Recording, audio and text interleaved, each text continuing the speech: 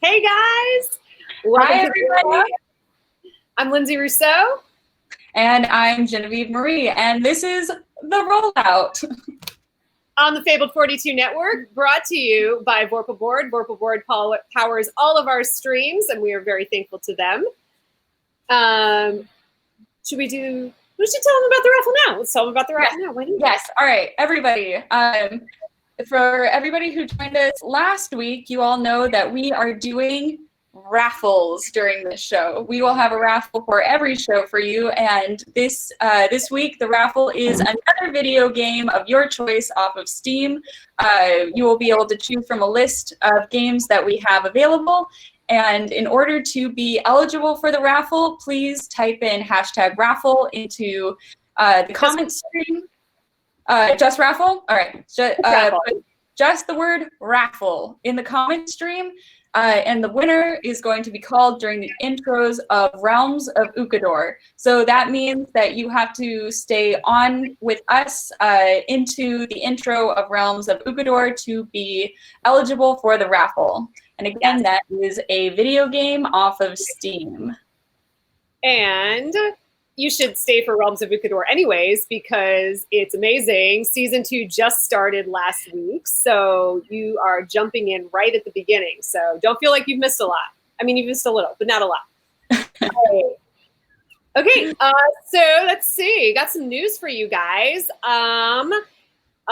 So for all of you Magic the Gathering fans, who also happen to be D&D fans, your worlds have finally collided. Next year, there will be a D&D themed set called Adventures in the Forgotten Realms, and they're planning to have that released in the summer of 2021.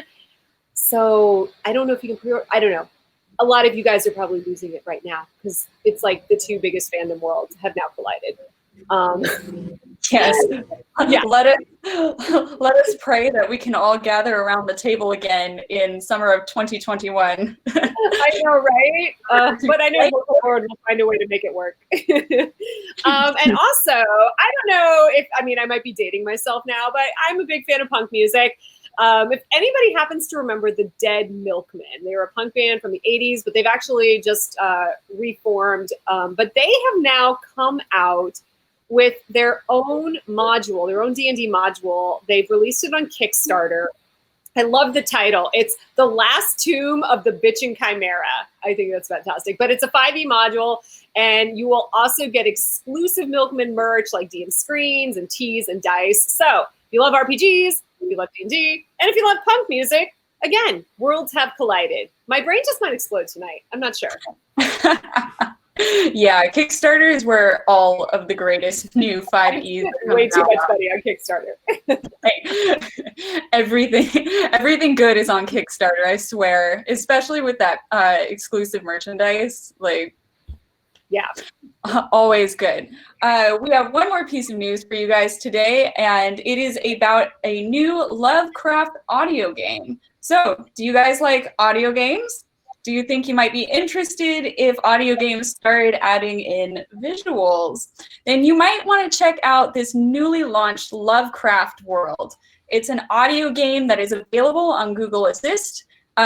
Just AI, that's the company name, I'm not kidding you, Just AI, uses Google Assist voice recognition AI software to allow the player to talk to their computer and or phone, thus guiding them through the story, which is accompanied by a digital graphic novel style visual. These graphic novel style visuals are made up by a team of graphic novel artists, and this new take on the Call of Cthulhu is a very interesting and flashy demonstration of what Just AI's voice recognition software can do. So give it a try if you guys are up for a little experiment. There's a little bit of everything in there. There's an audio game. There's also a visual graphic novel. Crazy. The addition of Google Assist voice software recognition. Lots of stuff. Google can do anything, apparently. Yeah. All right, guys, we have a really exciting show today for you. as many of you probably know, Genevieve here is an amazing cosplayer, and we thought we would do an entire episode about not just cosplaying, but costuming for all-day play. So we have some amazing guests, one who will be here a little bit later, but Genevieve, who is our first guest? Our first guest is the amazing Alicia Marie. You guys might know her as Alicia Marie Body. Yes. If you watch Cable 42, she plays in our River Break games every other Saturday. Yes. It's been so she much has fun. Amazing cosplays, amazing personality. Thank you so much for joining us today. And we'll be joined momentarily by Lizz Metcalf, who is also an amazing cosplayer. Oh, wait, is she here now? She might be here now. Also, she's a big part of the LA D&D Society. She's a DM. She's a cosplayer. She's everything. So we will see her momentarily. Yes, I see her chewing up her screen. Oh, yay! Hi. Just in time. Yes, we hear you. Okay, great. All right. Awesome. We just jumped in. Oh my God, I want to screenshot this right now. Everyone will look amazing. So I am screenshotting. Screenshot. There we go. The worst part is I literally just did a presentation on quarterly success metrics at work, and I was just wearing a jacket over all of this, and was just yeah. So I just got off that call, so I was like, war paint. I was gonna say work. Yeah. So that's where we're at now. Yes. So, Alicia Marie, why don't you tell us a little bit about yourself? How you got into this craziness, this crazy world of cosplay? Crazy world of cosplay. This is my streaming companion. This is Eaton. Oh, kitty. Let's see. Okay. So, Alicia, tell us a little bit about your journey here. Ooh. Can you hear me? She doesn't hear me. Okay. I don't know. I mean, I thought it was me. No. Technology is never perfect. No. No. It's very far from perfect. Oh my God.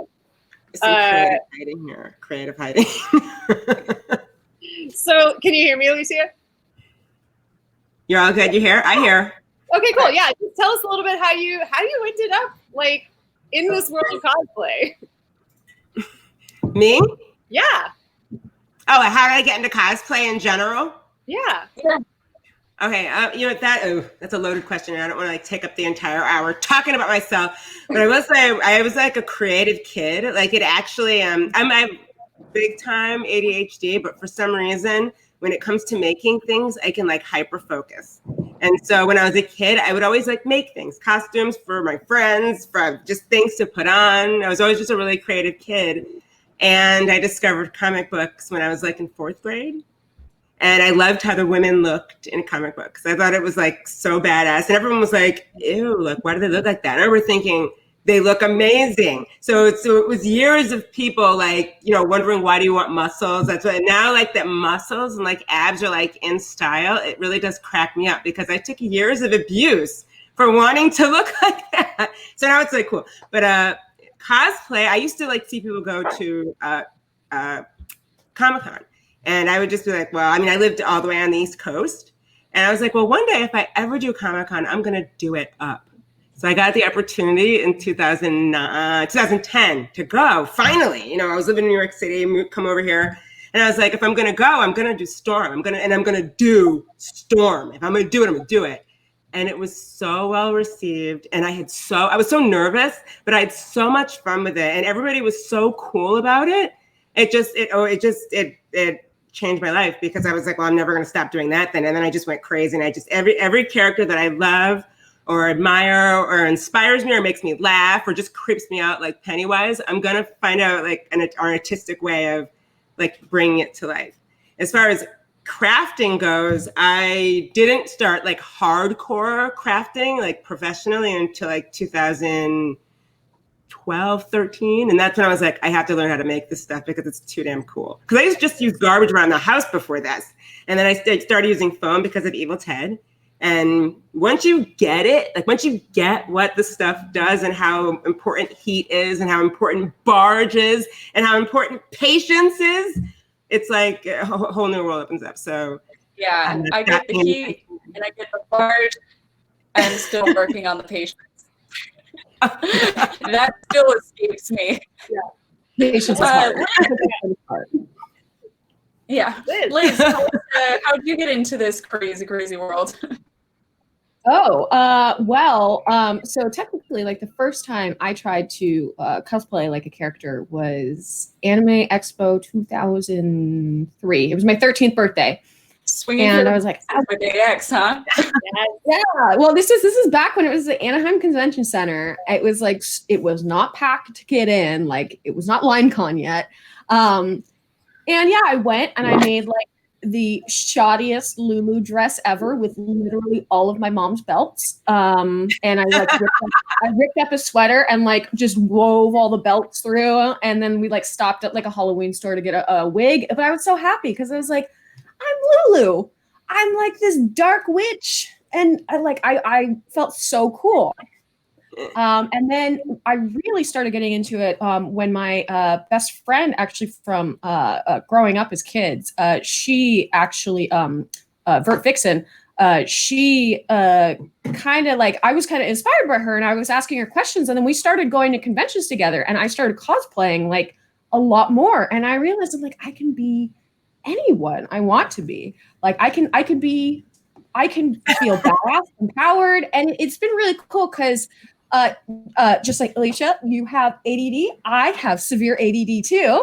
And I'm really good at like starting projects and not finishing them, especially art. And cosplay kind of also like it bridged that gap and it helped me really challenge myself, which was cool. But like, yeah, there's totally times where I'm just like, this did not work out well. And we learn from those moments and stuff. And then just like the heat, like I have like hardly any nerve endings on my fingers anymore. My hands are like hot mitts at this point. So from all of the war blood and everything. So I get it. But yeah, that's scars. Yeah. Yeah, I have quite a few battle scars that some of them are pretty embarrassing. One time I was doing Ryuko Matsui from Kill la Kill in her Senketsu, like the actual like mecha suit, and I used Gorilla Tape to tape it down to my chest because I was afraid that it was going to come up, and chemical burn on the skin. Oh no! I mean, like I just like lathered myself with Andy ointment and like just everything that I could think of that would help that from not scarring. And yeah, it kind of brings us. It was. I guess that kind of brings us today. Yeah, it does. This brings us full circle to the discussion for today, which is cosplay for all the play. Don't use gorilla. I think everyone has like horror stories. Yeah. So obviously, it's a weird noise. Do you guys hear that? As my place blows down. Oh no! I think everyone has like those like weird like horror story, like cosplay horror stories, just like in general. For me, it was Soul Cal. I was dressed as Taki from Soul Calibur, and I was really excited because it was one of my first like Warbler cosplays. And she has these like shin guards and that have like these like masks on them, and the masks have horns. And I made the horns out of thermoplastic. And I'm walking around the convention hall with these long horns coming off my shins. I almost gored everybody I came within like a foot of. And I was like, I should have made these out of foam. Why did I make them out of thermoplastic? But I was trying to be like authentic. So it's like you learn as you make more stuff, like what is going to work and what's not going to work. And maybe this works. You know what I mean? A lot of painful lessons. A lot of them. Because I did the leg spikes too. And then I did a cape with holes in it. And I learned that day that if you do a cape with holes in it and you have leg spikes, they will get caught and you will trip. So I learned to never do cape holes with like spikes longer than like an inch and a half. Otherwise, you're gonna get like clotheslined by your own cape, and then you're gonna get caught in the escalator, and everyone's gonna laugh, and it's gonna be awkward. Toaster tubes, the big pointy bags at Comic-Con. Yeah, it's just so I guess that's a good point to bring up. So like, obviously one of the reasons we wanted to have this panel and have this discussion is like, a lot of people see these amazing cosplayers and they're just like, oh my God, that's so much. And like, I see the work Alicia does and Genevieve, and like, you can make your costumes, but it's like, if you are deciding to go to a con and you are going to be in this outfit, not just a photo shoot, but you're going to be in this outfit for maybe 12 hours, 14 hours, walking all over San Diego, LA, Anaheim, whatever, what are things that you guys can do to, make this cosplay not kill you by the end of the day? Like, what are good choices? Like, we'll start with footwear. What are good choices? Oh, not so good choices. I mean, apparently spikes on horns on your shins is an interesting choice. Yeah, and then I found too, if you put plate armor on your shoes and you have like heels where your toes are going to bend, make sure the plates are high enough to where when your foot bends, the plates don't just, I don't know, almost sever your toes every time you walk. So, gosh. Yeah, that was my first BlizzCon, and I had EVA foam, and I was just shoving it above my toes because I was like, I can't do nothing. So if you're adding armor to like shoes or footwear, account for mobility big time. Right. If it feels, That's right. Yeah. It's always like, I think when like you're making a costume, like costumes in general, when artists are drawing them, they're not thinking to themselves, let me draw this so one day somebody can wear it. No, they're not. Nope. They're just drawing, they're like from their like artistic. So it's our job as cosplayers to convert that artistic idea into something that's wearable for like 3, 4, 5 hours. So I'm always changing. Like, I'm like, well, that's levitating on her body. That's not going to work for me. So I'm going to have to fix it so I can wear it. But yeah, there have been many times where I'm like, you have to pay attention to the weather. Is this the right cosplay for this weather? I'm going to be Ciri from The Witcher and it's like 112 degrees out and her whole costume is like wool, leather, layers. Like, you know what I mean? So a lot of things you have to take into thought. Like if you're doing a body paint cosplay, if you're at a convention where there's a lot of people, people are going to brush up against you. And even with airbrushing body paint, it can get really messy and sweaty. It's just every factor, because we're not really the characters we're cosplaying. We like to hear that. We aren't. Yeah. Breaking news. Well, and that's also another good thing to bring up, like the weather and stuff. Like, you need to like make sure you have water and snacks and like a cosplay buddy, because it's always good to have someone else carrying those things for you. And at least, and like you said, there's people brushing up against you. Like, you do need to have a buffer, someone who's watching you and making sure you're safe. Yes. Yeah, that's right. I actually have a piece I'd like to show you real quick. I'm going to grab it.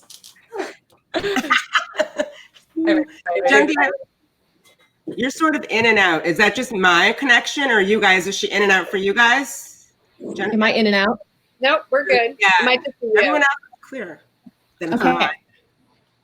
This is a helmet that I made. So I wore it to BlizzCon. A big thing I'd recommend, because it looks awesome. I got it to fit with the wig on. Like, I measured my head and everything. This is EVA foam on the inside, like literally floor mats. And then I covered it in Warbler, and there's like 50 hours of work. But something I didn't account for, which I think often happens with cosplay, especially when making armor, is weight. This is heavy. Everything's heavy. Everything's heavy. Like 3 hours. Yeah, this thing, while like technically it's comfy, the weight sneaks up on you after like an hour or so, and then I start getting migraines and I just can't wear it like at all. So when you're making stuff, account for weight because it's gonna get heavy fast. And this was just one thing that I was wearing that day, and it was a full armor costume, especially epoxy sculpt. Epoxy sculpt is great, but it's like heavy. But there's heavy. Now, like you can do a lot more with like foam and plastics and lighter weight stuff to like airbrush to make it look like metal, even though it's not metal. Exactly. By the end of the day, everything just gets heavy. Like I've had costumes where I made the pauldrons totally out of thermoplastic, and they're light to pick up. People are like, oh, this is light. By the end of the day, my back, my neck, I was like on the ground, like, oh my god. Yeah. So it's. And that's the thing about Blizzard. Any like Blizzard like characters, they're full of armor. So you're gonna be wearing and their shoulders. Okay, so something I've learned doing a, like Blizzard builds is these shoulders do not accommodate for movements such as this because they just would smack you in the face. So not only are the shoulders giant, but the placement of all the spikes. Like I actually looked on my Death Knight and I was like, doing one of the dance things, I was like, oh, the shoulders go through its head. Of course this is gonna work in real life. So you're right. Like the Blizzard armor is just like so big and so it's not oversized. Yeah.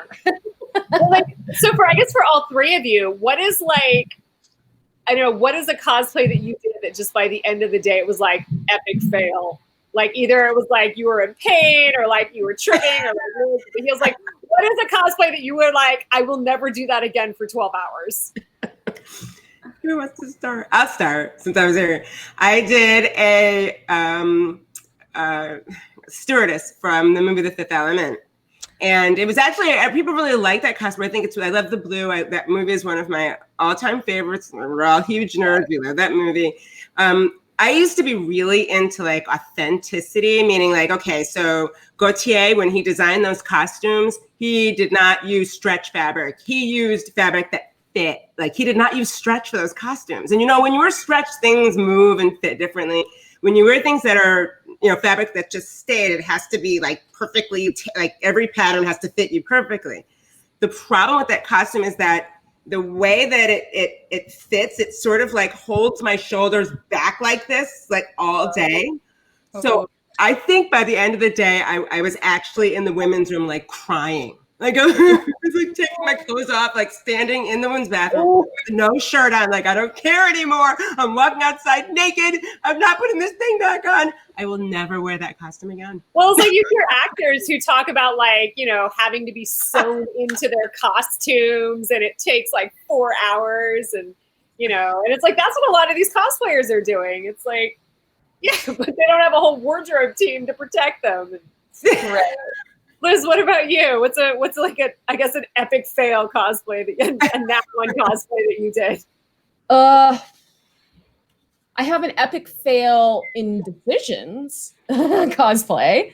I would say the epic fail decision was wearing contact lenses that didn't fit for me, and it ruined the whole first day of Emerald City Comic Con because I couldn't even open my eyes by the end of it. And it was awful. So don't do that. But I would say the one that was really tough was the Cinder Ghosta costume, which you guys saw the helmet, or you ladies saw the helmet earlier. But like I took 2 days off of work 2 days before. I pretty much stayed up for 48 hours trying to finish it. Super delirious. Part of it was hot glued together at the end because I was supposed to be competing but didn't make it in time. I'm at the convention and literally my handler is just picking up spikes off the ground as they're dropping. And we're just pinning straps back on. I'm like wrapping something like my shins back on with like elastic stuff. So, and I was just so over it by the end. I was like, just give me a drink at this point. I was like, I'm dying. Everybody. Yeah, I was like, I'm at the party. Oh my God. Genevieve, what about you? God, I have to bookend that statement with, I think every convention I go to must end with a drink. Yeah, we all deserve it. 3 different liquors in it. Like, yeah. At this point, there's no escaping it. My Ryuko, I don't think there's ever been a cosplay that I have worn once and then never, and we're like, I swear, like, I'll never wear this again. Like, even Ryuko Matsui, like, horrible skin melting incident was averted by Telesis 5, which that happens to be, for those who don't know, is prosthetics glue. So it's used in by a lot of Inoue artists to glue prosthetics and certain things to skin. So it's actually meant for skin. And it actually worked to glue the elastic, because the outfit is just spandex, so it did well gluing the spandex to my skin. And then it also has a remover, Telesis, I think it's 9. So you can remove it safely because it acts like sort of the Telesis 9 acts like a baby oil on the Telesis 5, where you just get in with like a paintbrush or like a swab, and you just swab around, and then you wait a little while and you can peel it back a bit, swab, and wash, rinse, repeat. The one outfit that I just dread wearing, but I still wear it because I love it, is my Jeanne d'Arc cosplay. This is from, it's an anime from the Fate Stay Night series. The problem with her is that I made the armor out of Orbla, and it starts at your underbust, and then it goes in one piece all the way down to the mid thigh, and it kind of bells out like a skirt, but there's no sitting in that because it's all the way around. And I finally figured out a way, because speaking of cosplaying with a buddy, I usually go to Anime Expo with my sister, because she's the only other person in my like circle of close-knit friends that really likes anime and that would do things like that with me. So she would hold my hands whenever I needed to sit. She would hold my hands, and in sort of like a trust fall kind of way, lead me down into the seat. So this is kind of like my body would be in like a really like exaggerated L sort of shape. So I'd be leaning back. Oh my God. I'd still be leaning back as I'm sitting in this chair, and it had to be the right kind of chair too.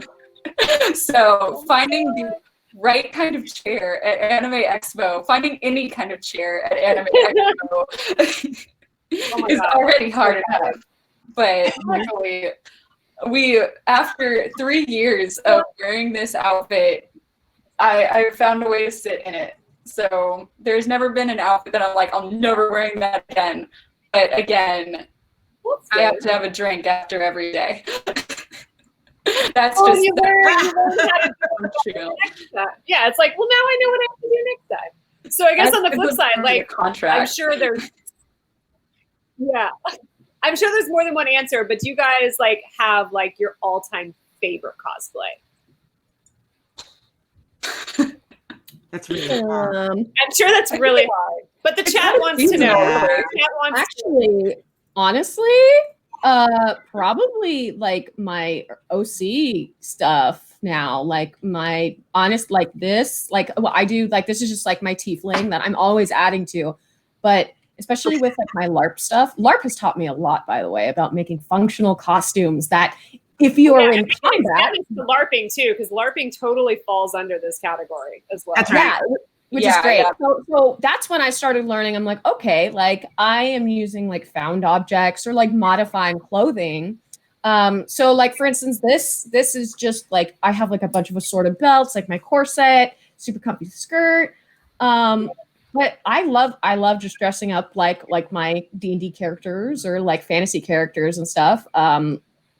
Comfort wise, probably my Vega costume though is my super fun, breezy, and completely spandexy stretch outfit. And Vega wears loafers, so there's no heels involved. That's kind of yeah, like that's why like Jessica Jones is my go-to, because I'm like tank top, leather jacket, scarf, like boots. I'm like, it's already in my wardrobe to begin with. I had to find a scarf. That was about it. But yeah. Yeah. That or oh my God, Lara Croft when I had brown hair. But now I think I might do casual Bulma. I think I have that option now. I just do whatever the hair color works. Yeah. What about Alicia? What do you have a favorite that you've ever done? Well, you know what, like, I mean, one thing that has made cosplay like really easy and fun is the casual versions of characters. So if like there's every character like I'm like, oh, I don't know, they're on like a casual version and people seem to like it because it's artistic and it's like a take on a character and people really love it. So I mean, I tend to love a lot of my casual cosplays. However, I have characters I love being because I know people like seeing me as certain characters that, you know, and that makes it fun when the fans or people come into like, oh, I love to see you in this. It makes you happy, you appreciate it, whatever. Mm-hmm. But there are characters that I love because I gel with their personality or I just like the character so much. And like the world likes me as Storm. I love Storm and always will, but she's my OG cosplay. But my favorite character to be is like Sonya Blade from Mortal Kombat. I love being Sonya Blade because she's like badass, and also the costume is wearable. Oh yeah, and, it's a black tank top, and she's another. Yeah, exactly. And you like pose like a badass, and you feel it. I don't know. I've whenever I'm dressed as Sonya Blade in any of, and I've done like 4 Sonya Blade costumes, I'm always like really happy for some reason. And the other one that I really liked being was I just loved being Captain Marvel. I did a classic Captain Marvel, like a classic Carol Danvers Captain Marvel, not the Brie Larson version, the comic book spandex version. I was like, the I like being her. Yeah. I like being her because you know what? It comes in my personality. Because when you're cosplaying, it isn't just putting a costume on. It's like you're posing, you're acting as, you're sort of becoming the character. And Storm Aurora is really intense. You know, she's sort of, all of her poses are very this, and she's very this, and she's very this. She's very intense. And my personality is super goofy. So being characters like She-Hulk, being characters like Captain Marvel, where they're sort of sarcastic and funny and flexing, that totally fits their personality. So those are characters I tend to like being. I'm not Genevieve, what about you? Oh my God. Genevieve, do you have one? I'm always flavor of the month. Well, now in quarantine, it's so much worse because I have characters that I'm always going to go back to, like mainstays like Black Widow. Black Widow for me, I guess, is like Storm for Alicia. Like people are always going to be like, when's your next Black Widow, whatever. And obviously there's a new movie coming out. But again, like I always grab onto characters that I really like, and it's usually from things that like I'm either, you know, video games that I'm playing at the moment or comic books that I'm reading. Right now I'm kind of on a Yennefer kick from The Witcher. I love that character. Yes. She's amazing. And again, like I really love I love playing her character. She makes me feel, you know, powerful and strong, and I really like that she leans into her femininity and you know, her sexiness, and like I like that because it's pretty freeing to have a character that is so unashamedly powerful, but also a female character that is so powerful, but also very comfortable with her sexuality and just being who she is. And yeah, so that's kind of, again, I'm very flavor of the monthy. It's always going to be something new, but there are the mainstays that I will go back to. Yeah, it keeps it exciting though. Liz, you brought up LARPing. So like, that's a whole other thing to plan for. Like cosplay, you're planning for conventions, you're planning like being on your feet all late. For LARPing, do you have like the same sort of mentality as to how you're planning that outfit? Because, you know, a lot of things with LARPing, it's like, okay, are you going to be involved in like a battle scene? Are you going to be, you know, what are the different activities of the day? Like, do you go into it thinking differently, or what are some of the thoughts that you have for that? LARPing is like cosplay camping, first of all. So I have been to Twin Mask, which is a LARP in Corona. And that's usually a whole weekend. Like it starts Friday night and it ends like Saturday, like dawn, pretty much. I think 8 a.m. it's like officially over, or Sunday 8 a.m. But you have to prepare. Like when we had last gone, it was like February. It rained all night and then it froze. So like, and then during the day it was normal. So you want to bring, like, you're bringing layers for your costume. Like I had my character is she's like a witch of the wilds, elf, enchantress and herbalist. And I have like this long dress, but I also have like a long sleeve shirt.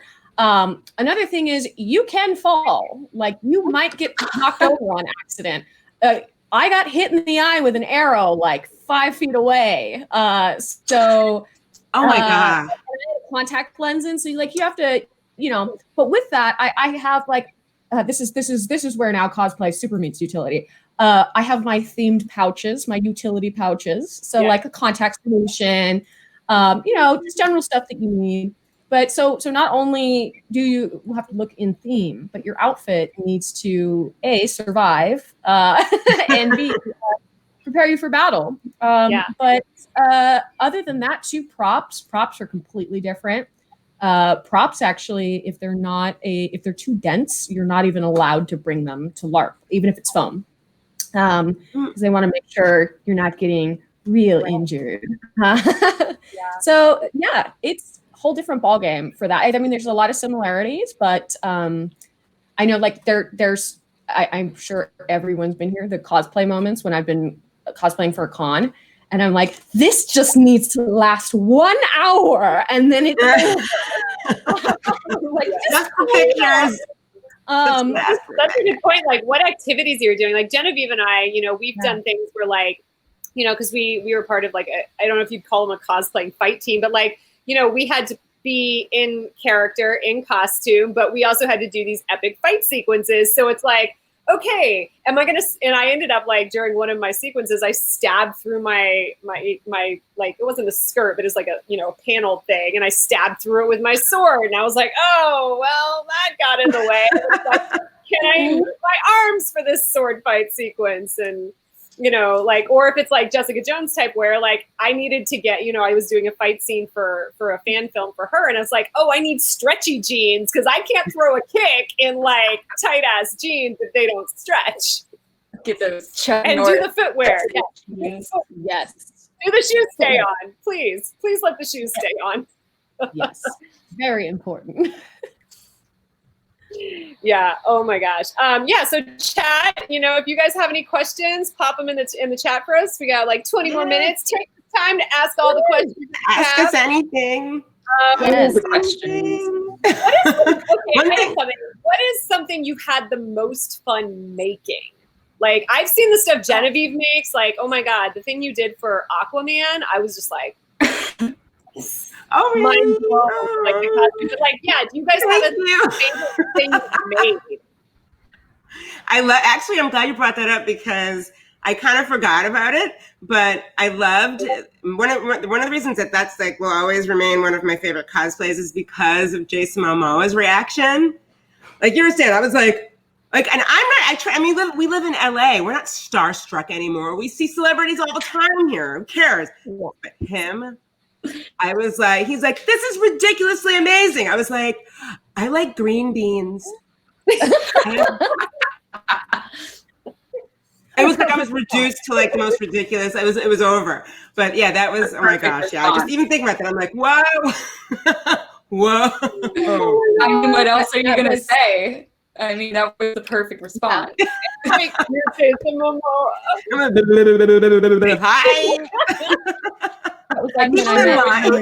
He likes green beans too. I mean, how else are you gonna cut? Yeah, I mean they're healthy. Meat and greens. Do you have a favorite creation that you've made? Oh well, I was going to say I was similarly. Oh, I keeping it together when I met Henry Cavill as Yennefer. I was like, do you like playing the game? So I kept it together, but inside I was just like, I could have sworn you were gonna say, "Do you like green beans?" oh, that would be great. I actually I'm indifferent about green beans. So yeah. Oh, God. Yeah. But probably favorite thing to make, honestly, it's whatever challenges me. Yeah. Cause like I like a good challenge. I like that Sindragosa costume. Granted, yes, I burnt myself out severely, but it was really cool because I tried things that I had never tried before and didn't exactly suck. So like when risks work out. Yeah. But I'm trying to think there was one costume though I had a really fun time making because it was a lot easier than I thought. And it was a ball gown for a Labyrinth of Jareth. Yeah. And it was a barn owl ball gown, and I was like, sewings. I just got the sewing machine this week, and I was like, this is so much easier than I thought. I worked out this like barn owl ball gown in like 1 week, and was quite pleased with myself. So, Right. Good. Genevieve, what about you? Well, right now I'm actually working on something. It's a Aloy. It's an Aloy cosplay from Horizon Zero Dawn. It's the Ice Hunter heavy armored cosplay. I look over because it's sitting on my, looks like it's right out of the Silence of the Lambs mannequin.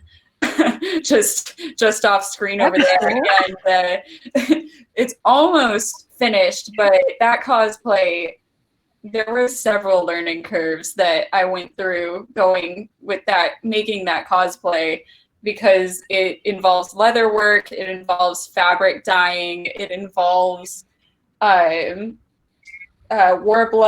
and learning how to do embroidery on my regular ass sewing machine. I don't have an embroidery machine. Yeah, it's not an embroidery machine. Oh yes, hard mode. Basically, yeah. You can make that buttonhole stitch or that zigzag stitch work for its goddamn dear little life. But yeah, I'm having a good time with it. It's been a good 6 months of working with it, and the only reason that I've kind of slowed down is the whole there is no convention or place to take this to yet. So I'm taking my sweet time with it. I just got the left arm guard done the other day, and she's looking good, but she's going to take some time. It's a while yet before she's ready. So, Awesome. Liz, the chat would like to know, do you have plans to cosplay Daffodil? So for those of you who don't know, we have a new show starting in October, and Liz is playing this adorable possum folk bard with her little trash bagpipes. It's the cutest thing ever. So that seems like a lot of work, but I mean, I think there wasn't, but I guess there is now. That's for sure. I think, you know what? I love dressing up for game. So I guess I got to make a flower crown, and I got to get the trash bag pipes assembled. That'll be a new one. I've never intentionally made trash for a costume on purpose. So I love that you have to make trash. I think that's hilarious. Yeah, I mean, like, it's mostly been on accident in the past, but now it's on purpose. Right. So yeah, why not? I guess they'll have to tune in to see if I show up as Daffodil. Yeah. So Genevieve, we know what you're working on. Do either of you two have anything you're working on, or anything like, this is something I really want to do, but you haven't done it yet? I'd probably say prosthetics. Honestly, like, I would love to, that's something, like I've said, I've wanted to do for a while, but now I'm actually like, okay, here's what I need to start working on this and whatnot. But yeah, I'd love to start doing more so like special effects application and whatnot. Because I think you can also really take a costume like the next level with the makeup and just how you become that And we will be character. doing an entire episode on specialty makeup. So yes. Ooh, perfect. But as of right now, I'm actually painting a lot more now. And I'm trying to figure out what really is going to be the next costume project, because it's been a little slow over here because I've had 9,000 hobbies. But I don't know about everyone else, but I picked up like 9,000 other hobbies in quarantine. Yes, indeed. Doing like 1,000 things and dragging my feet on all of them. Every single one of them. It's been a weird, a weird everything year, but it's been a weird costuming year.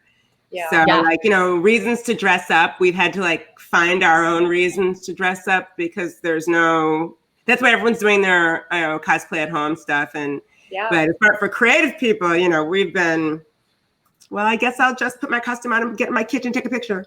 Yeah. Yes. Photo shoot.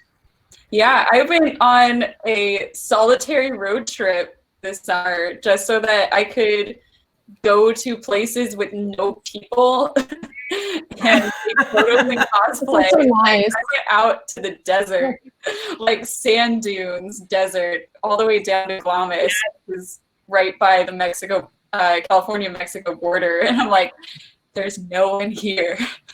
I can do what I love. So, and you know what too? Oh yeah, go ahead. Oh, I was going to say, dispersed camping. Yes, I've done elven camping before, and made lembas from Lord of the Rings bread, the elven bread. Oh wait, this is a thing. There's elven camping. Yeah, we did like for one of my friend's birthdays. Granted, this is in the before times. I have an elf costume. I will try. Yeah. But you know, you just do like pretty much. There's a lot of charcuterie boards. There's a lot of homemade stuff, and then there's string lights, wood. We have like a little dragon skeleton, cute one. I will have to send you all pictures after this for reference. It sounds like the most enchanting thing I've ever heard in my entire life. Go camping, be nerdy. I think we're doing pirate camping at the end of this month for another friend's birthday, dispersed or social distance pirate camping. That's hilarious. That's awesome. There was a pirate festival I used to go to every year, and that obviously was canceled. Yeah. Tall ships pirate. Yeah. Okay, so we only have like 10 minutes, 5-10 minutes left. So for people who like have never done cosplay and they're just like, man, this looks like fun. How do I start? What can I do? Like, I'm like I said, with Jessica Jones, I literally like had this shit in my closet and like got the scarf, and that was super easy. But a lot of other stuff, like you guys are still learning with every cosplay you do. It's like you're learning a new skill, but it's like, so where does someone even start? Yeah. I guess I'll start on this. I was like, yeah, I'll take it. And then my brain went blank there. Potato. So I would probably say something that has helped me start, because I get like executive dysfunction hardcore and can't start something, or it suddenly becomes overwhelming with the amount of steps involved. Break it up into layers. Whatever you're doing, break it up into layers. It's going to make it a lot easier. Don't look at it as a whole solid piece. Look at it as literally layers and what layers connect, and so on and so forth. Watch a ton of videos. YouTube University. Yeah, exactly. And learn from your peers and be ready to make a ton of mistakes, and safety. That was a lot of reasons or a lot of steps there. So, good one. Yeah. Genevieve, safety is kind of important. Yeah. Genevieve, what about you? I would reiterate University of YouTube. Alicia mentioned Evil Ted. He has some wonderful videos if you're into the foam crafting. Also, you can always start small. I say take characters that look like you can just get ready wear off of Amazon, or walk into like Forever 21 and be like, hey, you got that? Like, this is all the stuff that I need for like a Constantine cosplay. Make a character that is simple, or if they have like a ready wear outfit that they have, that they have in the comics, or like in the TV show or movie, and make that before taking the grand leap into buying all this stuff, because it does get expensive. The startup can be very expensive with paint and Worbla and fabric and the machines that you have to buy within the tools. Like, you can't do Worbla unless you have a heat gun. Like, you need something to back it with, so that you're going to probably be buying, $10 or more rolls of foam. And you just, I would say, start small, see if you like it, and then you can jump on in. There are a lot more outlets. There are a lot more companies out there doing ready-made cosplays and like printed superhero suits now that look really good and are pretty well made. So that also. I've done the 13th Doctor a few times. Yeah, like I did the 13th Doctor a few times, and like I think most of that was from her universe, and then some other pieces I found elsewhere. Yeah. So there's three steps are good. Yeah, baby steps. Alicia, do you have any last words of wisdom to people? Last words. I agree with what John Viv and what Liz were saying. Like regarding what Liz said, breaking it up into parts. Whenever I get a character that I want to do, I print it out. Yes, using paper, and I will look at it, and I look at if there's any pieces that exist in the world already. Like, oh, she has a bunch of stuff on, but she's wearing a pair of dark blue jeans. I always start with the things that exist in the world. Oh, she has a brown belt. Go get a brown belt. Get one for a thrift store. I don't know. Jeans, that. And then everything else that has to be made, that's when I start saying, okay, what materials do I need? And I go over to TNT Cosplay, buy my glues, buy my foams, buy my straps. They sell buckles there, glue, everything. Like what John Deb was saying, I did everything paint-wise by hand. Like this thing, I used to age things like just using like a paintbrush. I went years before I actually invested in like an airbrush machine, like a compressor and really expensive stuff and paints and all that. I first wanted to see if I liked making to this level, and I did, so I stuck with it. The other thing I wanted to say is like, don't be afraid to cosplay. I get so many messages from people who are like, I would love to get into cosplay, like, but how can I do it? I was like, put on a costume. Just do it. Yeah. Or make one. It doesn't matter. What do you mean get? What are you talking about getting a cosplay? I was like, get into a costume. Cosplay has like different like levels of entry. You can go get your costume commissioned. You can be a maker like we are and make your costumes. You can closet cosplay, which is really fun. Like putting things you have together in your closet, like Lindsay was saying. The other part of that is worrying about what people will say and will they judge me in my costume? Who cares? Well, we had someone in the chat was asking, and this is like last couple minutes, someone in the chat was asking cosplaying the opposite sex. So guys cosplaying girls, female characters, women cosplaying male characters. I mean, Genevieve, gender bend cosplay. Yep. Just do it, right? Don't. Who People are like, but wait, what if someone says something? Enjoy, enjoy, do it. Most of mine are crossplays, like Vega, Deathwing. Oh my gosh, who else did I do? I'm blanking on everything else suddenly. But like my first cosplay was literally a crossplay. But guess what? It gives you more creative license to tweak it and however you'd like. Yeah. So it gives you some creative freedom because maybe that variant doesn't exist yet, and you are now the original creator of said variant. How cool! And they'll do it. Like we have female Thor. Yeah, we have female Thor. We have female Loki. So it's like, just do it. Oh my God. Thank you so much for being here. This was amazing. Yes, thank you. Genevieve, what's our show next week? Because guys, we do this every week. So what are we talking about next week? Next week is actually a special show. We are going to be doing a show on crafting for tabletop gaming. So this is going to be, it's going to be a surprise, but it's going to be anything in between doing crafting on the cheap to painting miniatures and how to get started if you are a novice, and then rolling into more professional styles of painting. Right. But yes, it's going to be something and you don't have to that break the bank is- to do it. Yes, it's going to be RPG miniatures, anywhere from miniatures. Oh, Oops, sorry. Yeah, I rolled over. So I will be like came up on my screen. So It's gonna be if you haven't from miniatures to landscaping on a budget. Yes, on a budget. If you haven't already, we've got like a minute left. Enter raffle in the Twitch chat. Just the word raffle in the Twitch chat. And make sure to come back, go to the bathroom, get a snack. I don't know, go run around the house real quick. But make sure you come back at 6:30 for Realms of Ukador because Chris, the DM Chris Solo, will be announcing the raffle winner during the beginning of Realms of Ukador. And also the guests, the players are going to be doing like an amazing unboxing. Chris sent them like these boxes that they're going to unbox on the show. And if you missed, last week was the season premiere. So after being paralyzed by a phase spider, Eclipse is dragged into a cavern. Will this new group of adventurers be able to save their friend? Find out at 6:30 Pacific time, 9:30. All right. I'm Lindsay. Thank you guys. This is the rollout. Bye. Thank you. Bye. Bye.